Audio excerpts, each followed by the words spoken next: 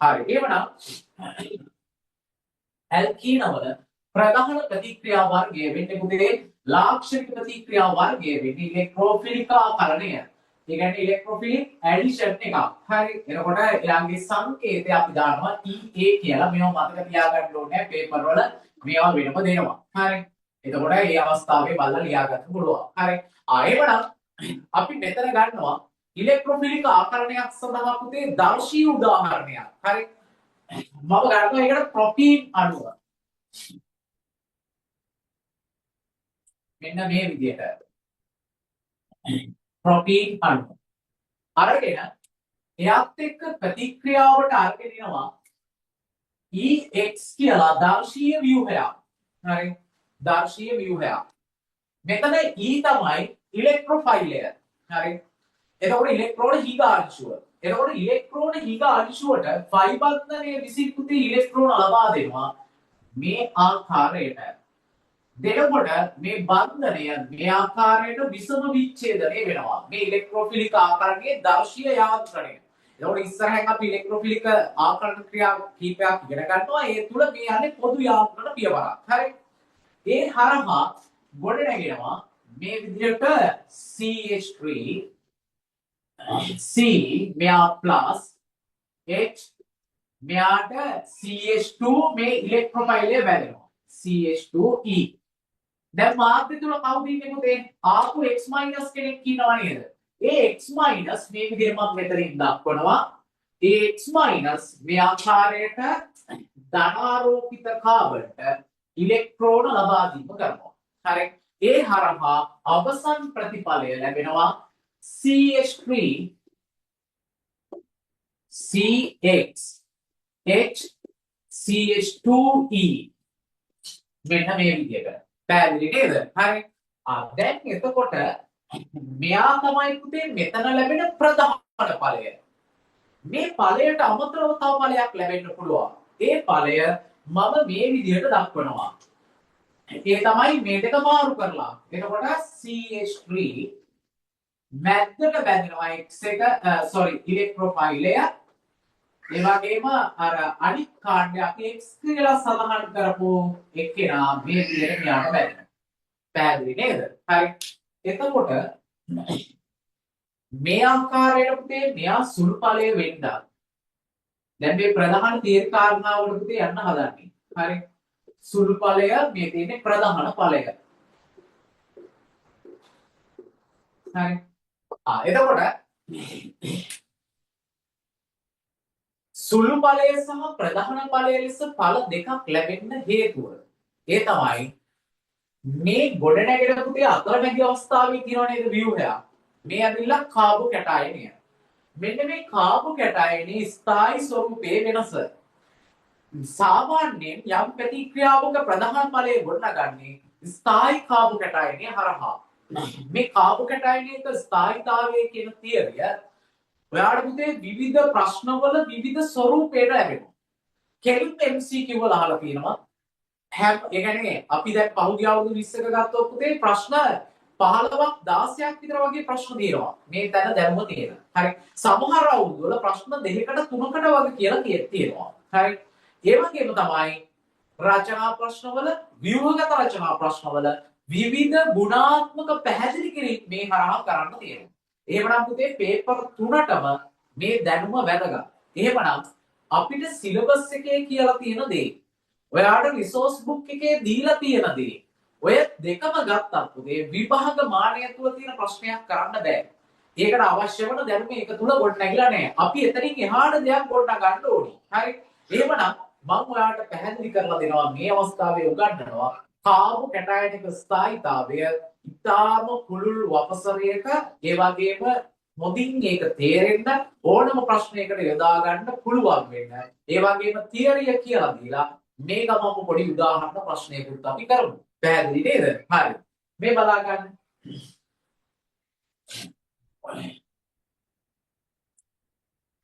දැන් මේක ඔයාගේ ටියුබ් එකේ තියෙනවා. හරි. ප්‍රධාන ඵලය සහ සුළු ඵලය ලෙස මේ ක්‍රියාව සිද්ධ වෙනවා කියලා මේ විදිහට දානවා.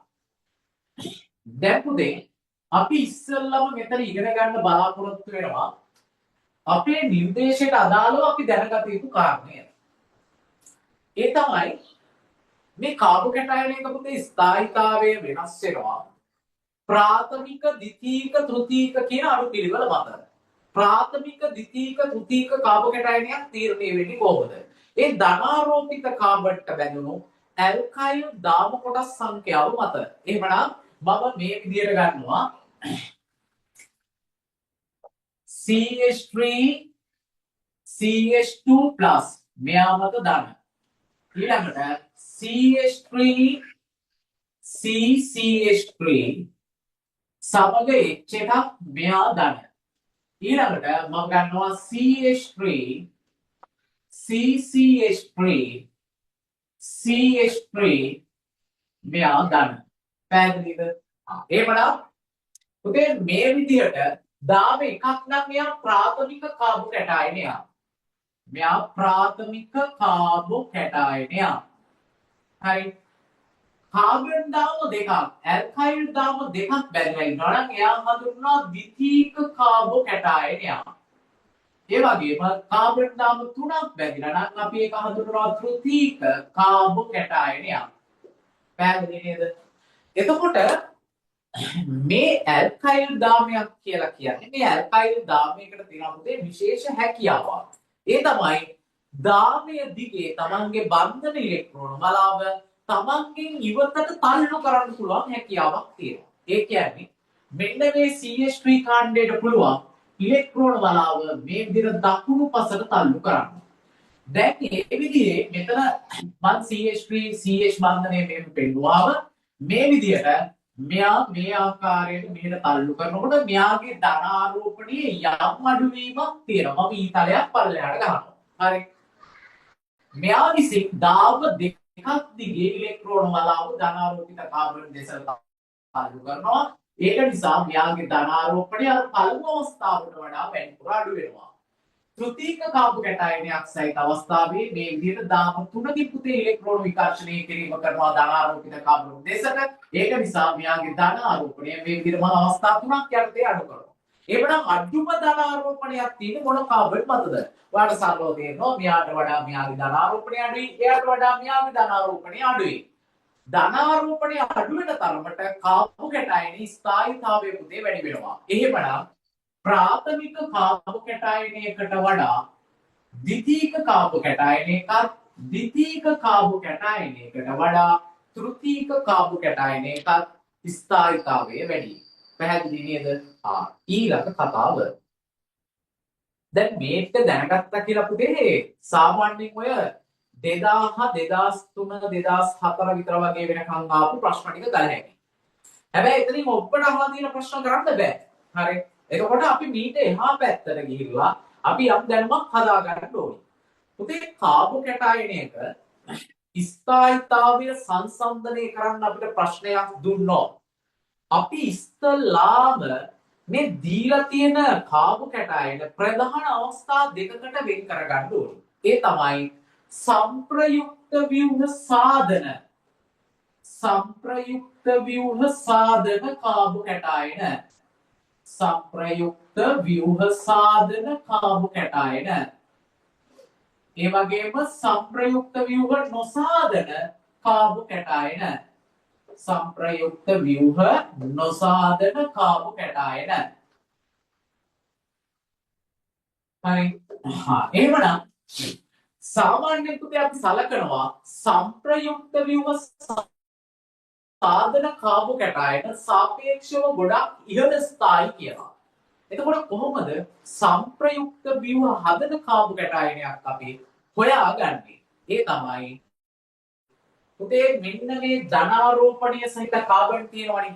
ඒ ධනාරෝපණය සහිත කාබන්ට ළඟම කාබන් පරමාණුවක් මත ෆයි බන්ධනයක් තියෙන්න ඕනි. දැන් උදාහරණයක් විදිහට මම මෙහෙම පෙන්නන්නම්. CH2 double bond CH2+. මෙන්න මෙයා බලන්න. හරි. දැන් මෙයාගේ කාබෝකැටයනයට අදාළ ධනාරෝපණය තියෙන්නේ මේ කාබන් මත. එයාට ළඟම කාබන් මෙයා. එයා මත තියෙනවා ෆයි බන්ධනයක්. එහෙමනම් පුතේ මෙයාට පුළුවන් සංප්‍රයුක්ත ව්‍යුහ සාධමින් මෙන්න මේ කාබන් මත තියෙන ධන ආරෝපණය ශුන්‍ය දක්වා ගේන්න. කොහොමද මේ බලා ගන්න? ඒ තමයි මෙයා සංප්‍රයුක්ත ව්‍යුහ හදනවා. මම පහලට ගන්නම් පුතේ යාගේ සංප්‍රයුක්ත ව්‍යුහය. මේ කාබෝකැටායන වල එහෙම නැත්නම් මේ කාබන් දාමවල පුතේ සංප්‍රයුක්ත ව්‍යුහ හදනවා ෆයි බන්ධනයේ සංක්‍රමණය කිරීම හරහා. ඒ කියන්නේ මේ ෆයි බන්ධනය මෙතනට දෙනවා. දැන් ඔයාලා රිවිෂන් දරුවෝ නම් තියරි දරුවෙක් වුණා බෙන්සීන් ගැන පුංචි හරි මතකයක් ඇතිනේ. බෙන්සීන් වල මතකද පුතේ ධනාරෝපණය වලේ වටා සංක්‍රමණය වුණා ෆයි බන්ධනයේ මාරු වෙමින්. ආන් ඒ වගේ මේ බන්ධනය මෙතනට ඉලෙක්ට්‍රෝන දීලා මෙතන ඩබල් බොන්ඩ් එක හදනකොට මෙන්න මේ කාබන්ට ධනාරෝපණයක් ගොඩ නැගෙනවා. ඒවනම් පුතේ මම මෙතන ගන්නවා CH2+ මෙතන CH ඩබල් බොන්ඩ් CH2. හරි. දැන් මොකද මේ බලන්න. දැන් මෙතන තිබිච්ච ධනාරෝපණය මෙතනට එනකොට ශුන්‍යයක් දක්වා පහළ ගිහිල්ලා නේද? හැබැයි මෙතන මොකද වුනේ? ධනාරෝපණයේ තියෙන ප්‍රමාණය අඩු වීම විතරයි උනේ. මේ තෘතීක කාබෝකැටායනික ධනාරෝපණය ශුන්‍ය නෑ. යාට සැලකිලි ධනාරෝපණයක් තියෙනවා. දැන් ඔයාට හිතෙන්න පුළුවන් මෙහෙම දෙයක්. ඒ තමයි ඉතින් සර් මෙතන තිබිච්ච ධන එක මෙතනට ගියානේ. ඔව් ඒක ඇත්ත. හැබැයි අපි සලකන්නේ මෙන්න මෙතන තිබිච්ච ධන ගැන. තේරුණානේ? ඒක වෙන තරකින් ඉස්මතු උනාට කරන්න දෙයක් නෑ. එහෙමනම් මෙතන මේ ධනාරෝපණය ශුන්‍ය කරාවා. ඒක නිසා අපි සලකනවා මෙවැනි සංප්‍රයුක්ත ව්‍යුහ හදන කාබෝකැටායනයක ස්ථායීතාවයේ සාපේක්ෂව ගොඩාක් කියලායි කියනවා. ඊළඟට හරි දැන් මෙහෙම සීන් එකක් තියෙනවා පුතේ. ඔය ටියුට් එකේ ඔය සම්පූර්ණ තියරිය ලියන්නවත් මම ඉඩ තියලා නැහැ. හරි. ඒ වගේම මේ සම්පූර්ණ තියරිය විග්‍රහ කිරීමකුත් උදා කරලා නැහැ. මම මේක සාමාන්‍ය ඕනම පන්තියක වෙනම අමතර සටහනක් විදිහට හදන්නේ. හරි. අපි මෙහෙම කරමු. අපි සටහනක් හදමු පිළිවෙලකට. ලකුණු ගොඩක් තියෙන තැනක්. ඒක එසේද ස්ට්‍රක්චර්ද MCQද අදාළ නැහැ. කොලයක් අරගෙන දාගන්න රතු පෑනෙන් මාතෘකාව කාබෝකැටායන වල ස්ථායීතාවය. කාබෝකැටායන වල ස්ථායීතාවය. දාලා වැඩේ පටන් ගමු.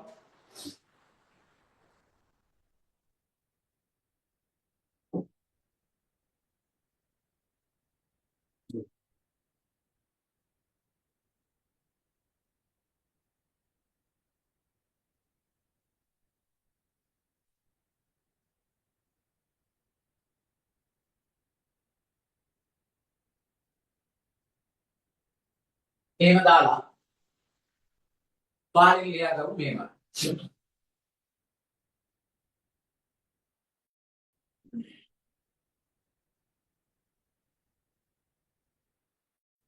ලියන්න ධනාරෝපිත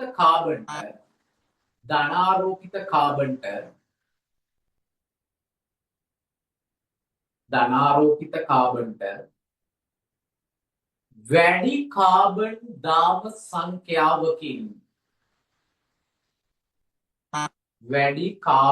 දාම සංඛ්‍යාවකින්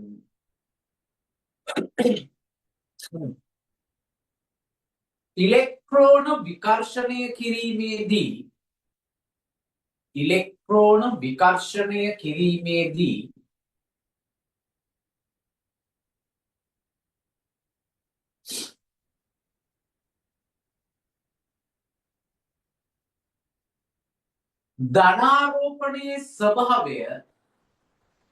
ධනාරෝපණයේ ස්වභාවය වැඩිපුර අඩුවේ. ධනාරෝපණයේ ස්වභාවය වැඩිපුර අඩුවේ. හරි. එහෙම දාලා ලියන්න ඒ අණුව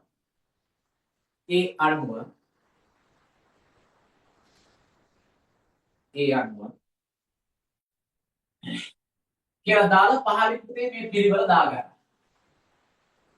හරිද? ඒ අණුව පහත පිළිවෙලට මේවත් ලියන්න පුතේ. ඒ අණුව පහත පිළිවෙලට කාබෝකැටායන වල ස්ථායීතාව වැඩි වේ. පහත පිළිවෙලට කාබෝකැටායන වල ස්ථායීතාව වැඩි වේ.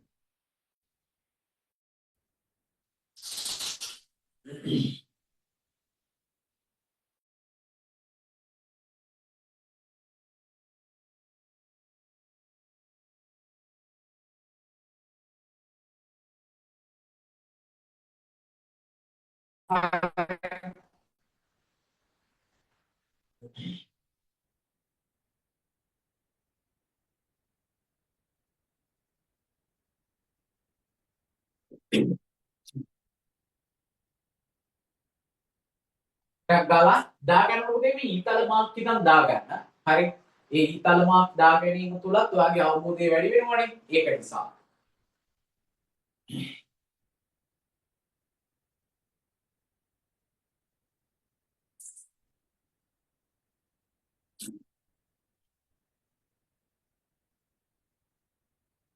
හරි. එහෙම දාලා මම හිතනවා දැන් දාලා ඉවරයි ඇති කියලා. තව විනාඩියක් දෙන්න.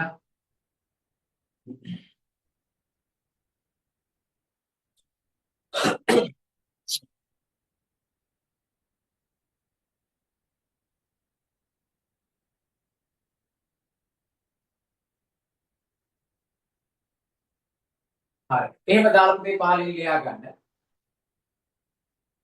දී ඇති කාබෝකැටයන මිශ්‍රණයක දී ඇති කාබෝකැටයන මිශ්‍රණයක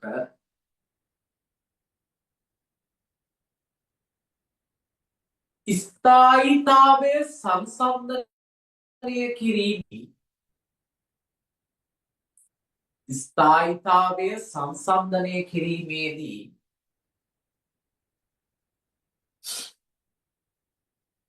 පහත අනුපිළිවෙල සලකන්න පහත අනුපිළිවෙල සලකන්න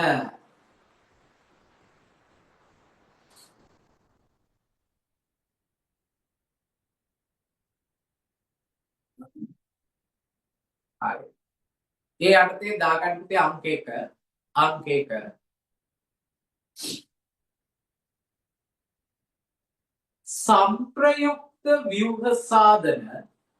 සංප්‍රයුක්ත ව්‍යුහ සාධන කාබෝකැටයන සංප්‍රයුක්ත ව්‍යුහ සාධන කාබෝකැටයන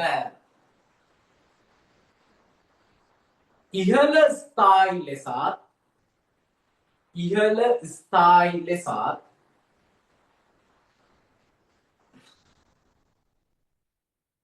සංප්‍රයුක්ත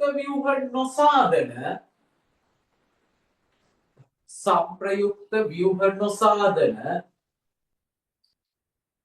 කාබෝකැටයන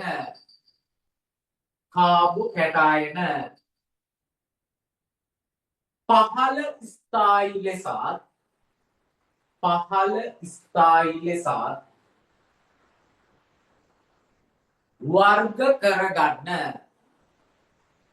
වර්ග කරගන්න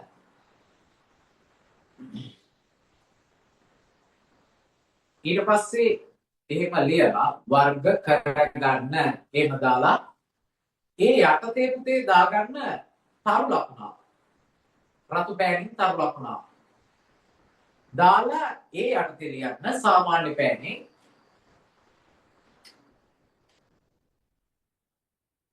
සංප්‍රයුක්ත ව්‍යුහ සෑදීමට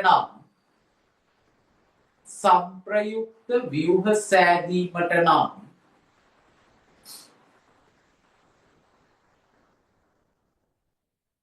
ධනාරෝපිත කාබන්ට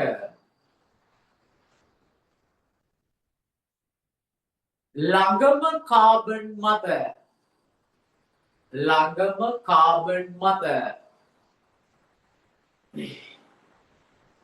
ෆයි බන්ධනයක් පැවතිය යුතුය.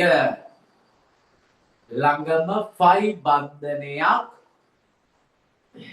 පැවතිය යුතුය. ධනාරෝපිත කාබන්ට ළඟම කාබන් මත ෆයි බන්ධනයක් පැවතිය යුතුය. හරි. එහෙම දාලා මෙන්න මේ දෙක පුතේ දාලා පෙන්නන්න. මේක පහළට ලියන්න ඕනේ නෑ මෙයා. ඔයා ඉතලේ දකුණට දාලා දකුණෙන් ලියන්න. හරි මට දකුණේ ඉඳ මදි වෙයි කියන සැකේමත් තමයි මම පහළට ගත්තේ. හරි. හදාගන්න. මෙතන දාන උදාසීන වුණා කියලා පෙන්නන්න තමයි තරු ලකුණක් දාලා තියෙනවා. ඒක පේපර් එකක ලියනවා නම් පෙන්නන්න අවශ්‍ය නෑ. මෙතන දාන මෙතනට සංක්‍රමණය වෙලා තියෙන්නේ. හරි.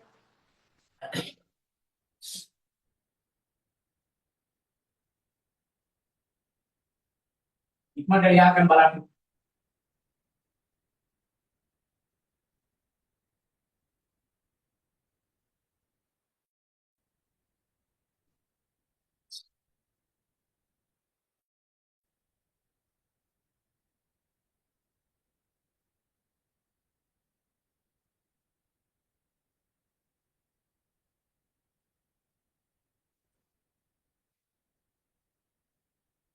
හරි නේද? දැන් ඊට පස්සේ ආගන්න පුතේ මේ කතාව. ඒ තමයි දැන් පුතේ සංප්‍රයුක්ත ව්‍යුහ හදන කීප දෙනෙක් හිටියා කියන්නේ. සංප්‍රයුක්ත ව්‍යුහ හදන කීප දෙනෙක් හිටියොත් සංප්‍රයුක්ත ව්‍යුහ හදන සංඛ්‍යාව වැඩි වෙන තරමට ස්ථායීතාවය වැඩි වෙනවා. පැහැදිලිද? ඒ වගේම තමයි සංප්‍රයුක්ත ව්‍යුහ සාධන අය අතර ව්‍යුහ ගාන සමාන දෙන්නෙක් ඉන්නවා. ඒ වගේම තමයි දැන් මම මේක පොඩ්ඩක් අහන්න. දැන් මම මේ පාර්ට් එක උඩින් තියෙන පාර්ට් එක පුතේ හඳුන්වලා පහළ පාර්ට් එක නෙන්නේ. හරි? සංප්‍රයුක්ත ව්‍යුහ ගාන මත තමයි ඉස්සෙල්ලා වෙන් කරන්නේ. දැන් මෙතනින් අපි උඩට එනකොට හරි දැන් මෙතන තමයි මිශ්‍රණය තියෙන්නේ. උඩට ගත්ත සංප්‍රයුක්ත ව්‍යුහ හදන අය, පහළට ගත්ත සංප්‍රයුක්ත ව්‍යුහ නොසාදන අය. ඊට පස්සේ මෙතන අංක 1ට ගන්නවා සංප්‍රයුක්ත ව්‍යුහ ගන්න. හරි? සංප්‍රයුක්ත ව්‍යුහ ගන්න. සංප්‍රයුක්ත ව්‍යුහ ගන්න වැඩි නම් ස්ථායීතාව වැඩි.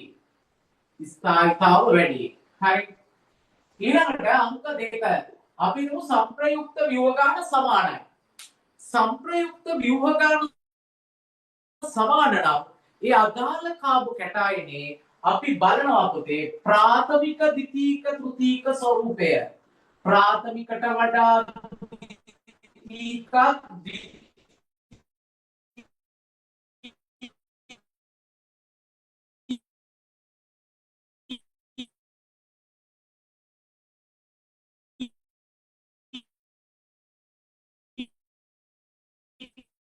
වඩා දෙන්නේ තියරිය හොඳට දැනෙන්නේ එතනදී. හරි මේකත් හොඳට දැනෙන්නම කියලා දෙනවා. ඒකේ ප්‍රශ්නයක් නැහැ. අපි නෝ සංප්‍රයුක්ත ව්‍යුහ ගන්න සමාන දෙන්නෙක් ඉන්නවා. දෙන්නම හදන්නේ සංප්‍රයුක්ත ව්‍යුහ දෙක ගන්න. දැන් මොකද කරන්නේ? දෙන්නගේ ප්‍රබලත්වය හොයන්න ප්‍රාථමික ද්විතීක තෘතීක ස්වරූපය බලනවා. ඒ වගේම තමයි අපි හිතමු යම්කිසි කාබෝකැටායනයක් ඉන්නවා. හදන ව්‍යුහ ගානත් සමානයි. ප්‍රාථමික ද්විතීක ස්වරූපයත් සමානයි. අන්නේ අවස්ථාවේ යනවා තුන්වෙනි තියරියට. ඒ තමයි පුතේ ධනාරෝපිත කාබන්ට බැඳුණු ආර් කාණ්ඩයේ විශාලත්වය. බැඳුණු ආර් කාණ්ඩයේ විශාලත්වය. දැන් කවුරු හරි කෙනෙක් හිතන්න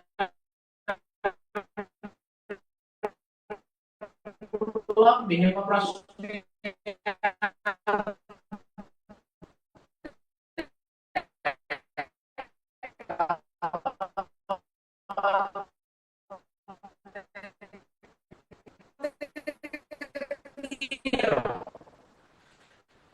හරි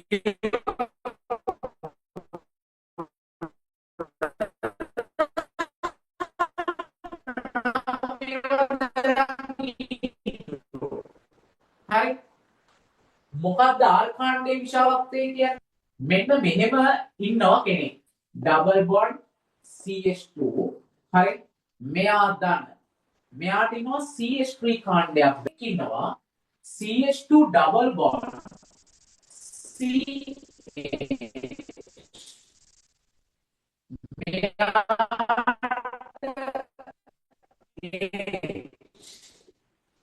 මෙයාට ඉන්නවා CH2 CH3 එක.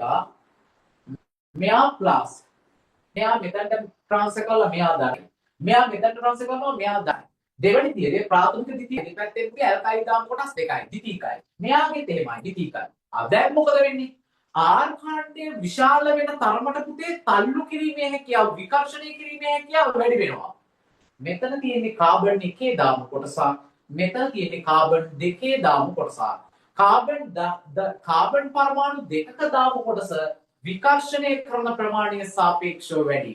ඒක නිසා මෙයාට වඩා මෙයාගේ ධන ආරෝපණය පුතේ සාපේක්ෂව අඩු වෙනවා. අන්නේ කතාව තමයි මෙතන මේ කිව්වේ. හරි. ඔය තියරි තුන පිළිවෙලට පුතේ දාන්න ඕන. පැහැදිලි නේද? හරි. ඊට පස්සේ කාට හරි අවශ්‍ය නම් ඕගොල්ලෝ පැත්තකින් ලියලා තියාගත්තත් කමක් නැහැ මේ උදාහරණ දෙක. හරි හිතුවේ කොහොමද කියලා. ඉස්සරහට ප්‍රශ්නවල විභාග ප්‍රශ්න ඇතුළේම අපි සාකච්ඡාවට ගන්නවා මේ වගේ අවස්ථා. හරි. අවශ්‍ය නම් වීඩියෝ එක පෝස්ට් කරලා අරගන්න.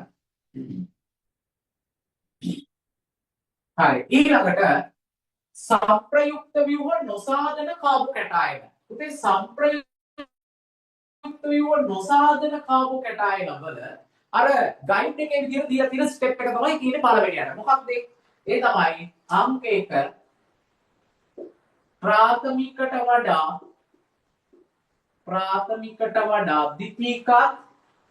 ද්විතීකට වඩා තෘතීකත් ස්ථායීතාවය වැඩි වෙනවා. හරි. හැබැයි අපි හිතමු ප්‍රාථමික හෝ ද්විතීක ස්වරූපයේ තුල යම් කාබු කැටායන දෙකක් හෝ තුනක් ඉන්නවා. ඒ කියන්නේ ද්විතීක කාබු කැටායන තුනක් ඉන්නවා. ඒගොල්ලන්ගේ කොහොමද වෙනස ගන්නෙ? ඒගොල්ලන්ගේ වෙනස ගන්නෙ මෙන්න මේ තුන්වෙනි පොයින්ට් එකේ. ඒ තමයි ධනාරෝපිත කාබන්ට බැඳුණු R කාණ්ඩයේ විශාලත්වය. R කාණ්ඩයේ විශාලත්වය වැඩි වෙන තරමට එයාගේ ස්ථායීතාවය වැඩි වෙනවා. පැහැදිලි නේද? එහෙනම් අපි මෙතන ගන්නවා ධන ආරෝපිත කාබන්ට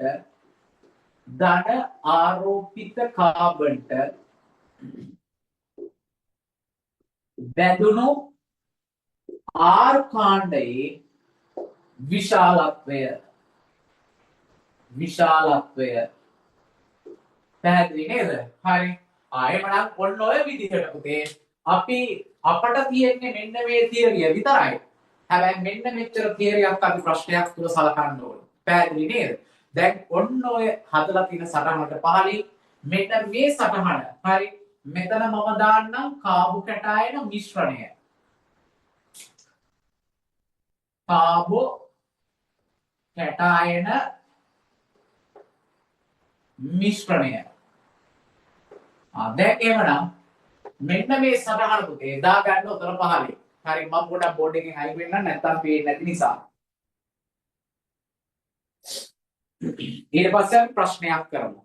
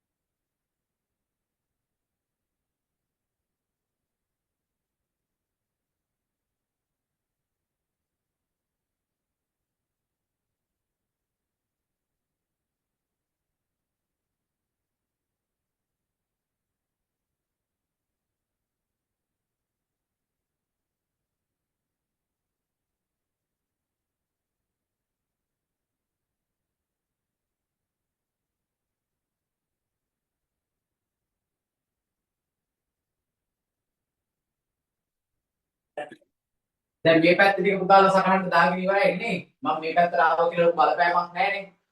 මම එවනම් ප්‍රශ්නයට අදාළ වෙන ව්‍යුහ කීපයක් දක්වන්න පටන් ගන්නවා. ඔයා මේ ටික ලියා ගන්න. හරි.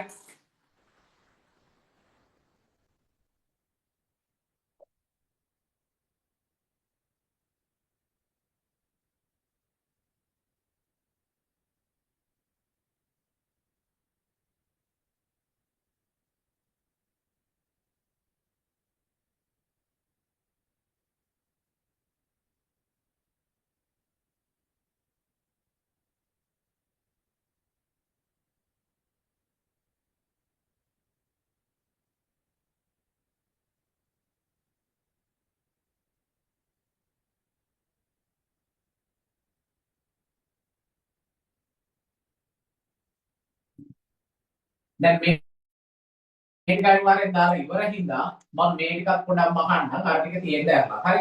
සම්ප්‍රයුක්තව සාධන සම්ප්‍රයුක්තව නොසාධන කාපු කැටයන. කිසිම වෙලාවක මෙන්න මේ පහළට එන කෙනෙක් මේ ඉහළට ඉන්න කෙනෙක්ව පහු කරලා උඩට යන්නේ නෑ පුතේ. හරි. ඒක නිසා මේ සම්ප්‍රයුක්තව හදන කෙනෙක් නම් මේ වගේ කෙනෙක්ට වඩා අනිවාර්යෙන් ඉහළ ස්ථායි. හරි.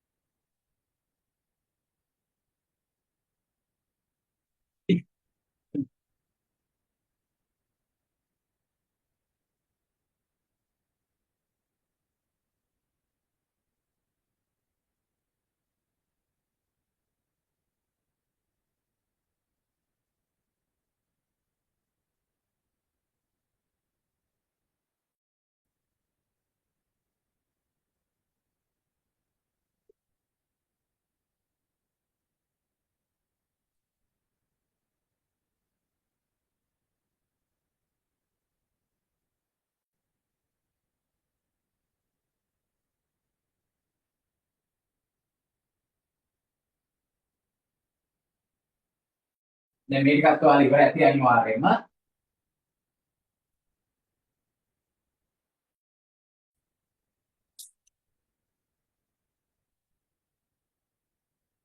වැඩි උදාහරණ ප්‍රමාණයක් අරගෙන තියෙනවා.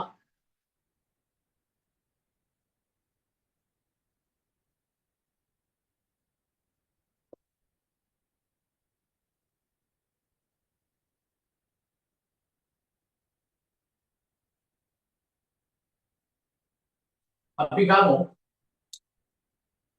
මෙයා A, මෙයා B, මෙයා C, මෙයා D, මෙයා E, මෙයා F.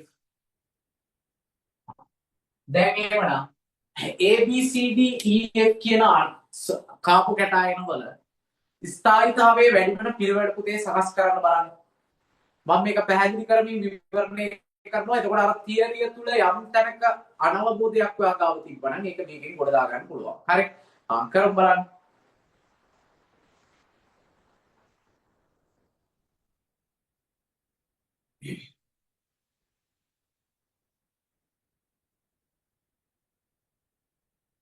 විනාඩි දෙකක් දෙන්න.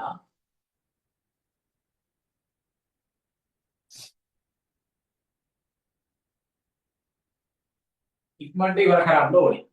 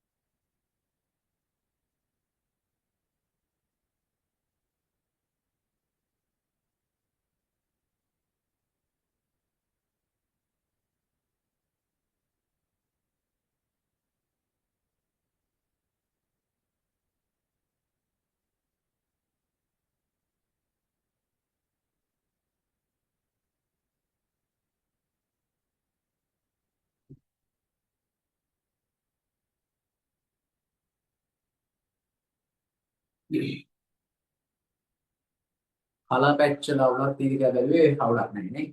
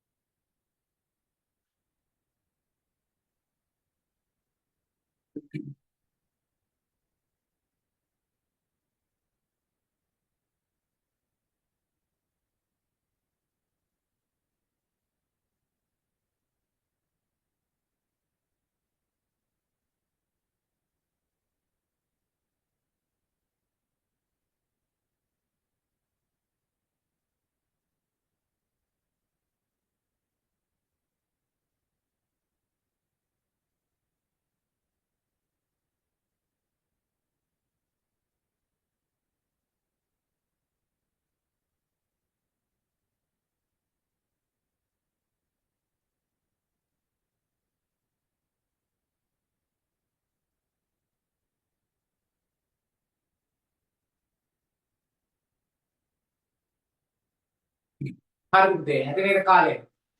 දැන් එවනම් අපි බලමු පුතේ වැඩි. ඉස්සල්ලාම සමස්තය දිහා බලලා පිළිවෙල හදන්න කලින් පුතේ මේ වගේ ප්‍රශ්නයක කාලය ඉතුරු කරන ක්‍රමවේදය තමයි එක එක්කෙනාට සාපේක්ෂ මින්මකට අනුව තැනකට හදාගන්න. මොකක්ද ඒ කියපු වැඩේ? ඒ තමයි ඔයා මේ විදිහට ඊතල දෙකක් දාගෙන ඔයාගේ MCQ පේපර් එකේම හරි ඒව ගන්න. ඒ කොයි වගේද? එයා ද්විතීක කාබු කැටායනයක් ෆයි බන්ධන නෑ. එහෙනම් එයා සම්ප්‍රයුක්ත ව්‍යුහ හදන්නේ නෑ. එහෙනම් පුතේ එයාව ගන්න පහලට මේ විදිහට. එයා ද්විතීක කෙනෙක්නේ. ඔයාට හිතුණා යම් කිසි විදිහකින් ප්‍රාථමික කෙනෙක් හිටියොත් එයාට වඩා අඩු ස්ථායිතාවයක් දරන කෙනෙක් නිසා අපි එයාව දාගන්නවා පහල ටිකක් මෙහාට වෙන්න. හරි? මෙන්න මේ විදිහට. තේරුණාද? ඊට පස්සේ යනවා B ට. B සම්ප්‍රයුක්ත ව්‍යුහ හදනවද? ධනාරෝපිත කාබන්ට ළඟම කාබන් මත ෆයි බන්ධනයක් තියෙනවා. ඒ ෆයි බන්ධනය මෙහෙට ඡේදනය කළාම මෙයා ධන වෙනවා. ඒ ධන නැති කරන්න මෙයා මෙහෙට ඡේදනය කරාම මෙයා ධන වෙනවා. එයාගේ ධන නැති කරන්න මෙයා මෙහෙට ඡේදනය වුණාම මෙයා ධන වෙනවා. ඒ ධන නැති කරන්න මෙතන ෆයි බන්ධනය මෙහෙට දෙනකොට ආයි මෙයා ධන වෙනවා. හැබැයි ව්‍යුහ කීයක් ඇතුලේ පුතේ එයාගේ ධන උදාසීන වෙනවද? මෙතනට දීපුවාම ධන උදාසීනයි 1යි 2යි ඊට පස්සේ 3යි ව්‍යුහ 3ක් ඇතුලේ එයාගේ ධන ශූන්‍ය වෙනවා. එහෙමනම් මෙතන ව්‍යුහ 3යි. ඕන්න නිකන් අංකයක් දාලා තියාගන්න. හරි. එහෙනම් එයා ඉහළ ස්ථායි කෙනෙක් ව්‍යුහ ගණනත් සාපේක්ෂව වැඩිනේ. අපි පොඩ්ඩක් දකුණට වීව දාගන්නවා උඩ. පැහැදිලිද? දැන් ඊළඟට යනවා C ට. C සම්ප්‍රයුක්ත ව්‍යුහ හදනවද නැත්නම් ඉස්සලා බලන්න ඒක. ෆයි බන්ධනයක් තියෙනවා. සම්ප්‍රයුක්ත ව්‍යුහ තව එකක් හදනවා. මේ තියෙන එකට අඳුරව තව එකක් හදනවා. හරි. එතකොට එයා තෘතීක කාබෝ කැටායනය තුන් දෙනෙක් ඉන්නවා වටේට. හදන්නේ සම්ප්‍රයුක්ත ව්‍යුහ එකයි. එහෙනම් පුතේ B ට වඩා වමේ C ඉන්න ඕනේ. අපි C ව වමින් තියා ගන්නවා. එයාත් එක්ක සාපේක්ෂව සංසන්දනය කරන්න කෙනෙක් ආවොත් ඒ අතර කොහෙන හරි දා ගන්න. පැහැදිලි නේ? නැත්තම් සමස්තය දිහා හිත පුතේ පිළිවෙලට දිගටම හදන්න ගියොත් මේක වඩා හදන්න මේ යන ක්‍රමයට වඩා 10 ගුණයක කාලය යනවා. තේරුණා නේ? හරි. ඊළඟට D කේන්න. සම්ප්‍රයුක්ත වාදනවා එකක් හැදුවා ඇති. හැබැයි ද්විතීක කාබු කැටායනයක්. මෙයා ද්විතීකයි. මෙයා තෘතීකයි. එහෙනම් C ට වඩා මෙයාගේ ස්ථායීතාවය අඩු වෙන්න ඕනේ. හැබැයි ඉහළ ස්ථායී කලාපේ ඉන්නේ. එහෙනම් පුතේ B ගන්නවා මෙතන C ට වම් පැත්තට. හරි. B මෙතනට ගන්නවා C මෙතනට දානවා. B තාම ප්‍රමුඛ වෙලේ ඉන්නවා. හරි. දැන් ඔයා හදන පේපර් එකේ මකලා දාන්න ඕනේ කපලා හරි ඉදාගෙන ගත්තෑගේ මම පුතේ නේ. හරි. ඒක ගැන ඕරෙන්න දෙයක් නැහැ නේ. ඊළඟට මෙතනට ධනාරෝපිත කාබන් ළඟම කාබන් මෙයා. එයාට ෆයි බන්ධන තියද? නැහැ. ගොඩක් අය පුතේ මෙයා සම්ප්‍රයුක්තව හදන කාබු කැටායනයක් විදිහට වෙන් කරගන්නවා. වැරදි. හරි. සම්ප්‍රයුක්ත ව්‍යුහ හදන්න නම් ඒ ව්‍යුහේ කොහේ හරි ෆයි බන්ධන තිබ්බට හරියන්නේ නැහැ. ධනාරෝපිත කාබන්ට ළඟම කාබන් මත ෆයි බන්ධන තියෙන්න ඕනේ. මොකද මේ ධන උදාසීන කරන්න පුළුවන් ළඟම කාබන් මත තියෙන ෆයි බන්ධනයකින් විතරයි. එහෙනම් පුතේ මෙයා ප්‍රාථමික කාබු කැටායනයක්. හරි. සාමාන්‍ය ප්‍රාථමික කාබු කැටායනයක්. එහෙනම් පුතේ මෙන්න මෙතන ඒ විදිහට හිටියේ කවුද? ද්විතීක කාබු කැටායනයක්. එයාටත් වඩා ස්ථායීතාවය අඩුයි. එහෙමනම් මේ ඉන්න ඊව ඒකෙන් වම් පැත්තට එන්න ඕනේ. හරි. මම ගන්නවා E කියලා මේ විදිහට. හරි.